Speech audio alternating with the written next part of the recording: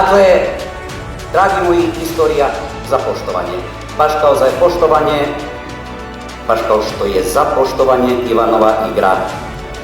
Velikog Ivana Gudelja, svojevremeno najboljeg mladog futbolera Evrope, najmlađeg kapitena u istoriji jugoslovenske reprezentacije, člana idealnog tima svjetskog prvenstva u Španiji 1982.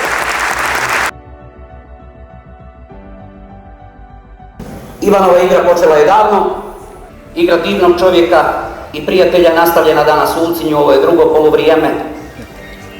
Zahvaljujući ideji sjajnog i jedinstvenog Pavla Pepićonovića.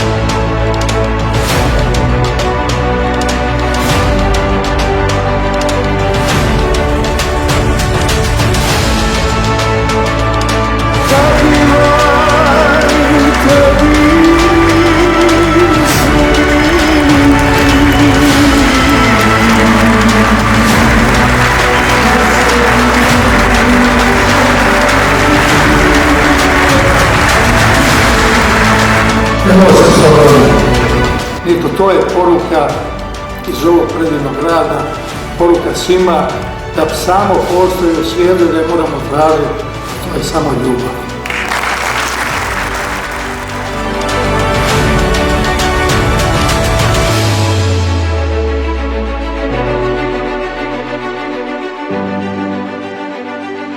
Thank you.